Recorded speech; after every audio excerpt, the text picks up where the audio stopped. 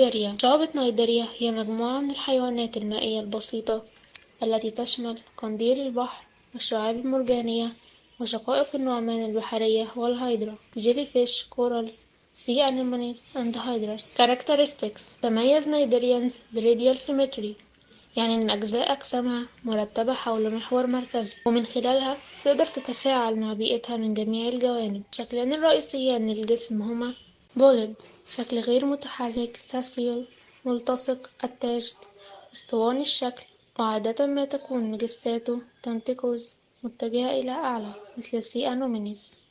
ميديوسا، شكل يسبح بحرية على شكل جرس، ومجساته tentacles متجهة إلى الأسفل مثل الجيلي فيش. وجود شبكة من الأعصاب المنتشرة في جميع أنحاء الجسم. تمتلك نيديريانز خلايا متخصصة تسمى الخلايا اللاصعة ميدوسايتس، والتي تحتوي على نيماتوسيستس.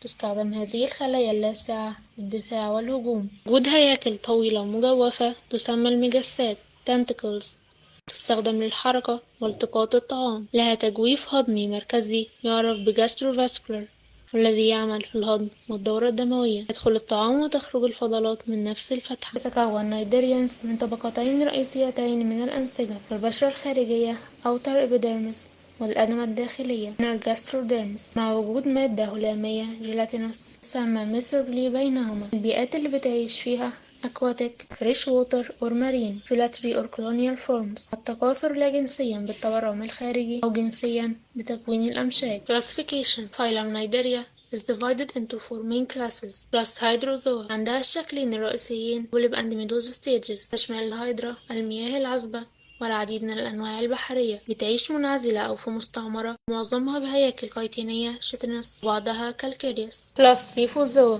بتعيش منفردة وأغلبها مرحلة ميدوسا. بتعيش في المارين وبتكون سيسيل بنثونيك أو نيكتونيك. Biostratigraphic range early Cambrian to present. بلس أنثوزوا بتشمل سي أنومينيس، كورال، سي فان، سي بنز، سي فيذرز. بتعيش منفردة أو في مستعمرة وأغلبها مرحلة بوليبس. بلس كيبوزوا المعروفة بوكس جيلي فيش، وتشمل هذه الفئة بعضا من أكثر الكائنات البحرية، ولديها كيوب شيب ميدوسا. لو عايزين تعرفوا أكتر عن باقي الفايلمز ما تنسوش تتابعونا في الفيديوهات اللي جاية.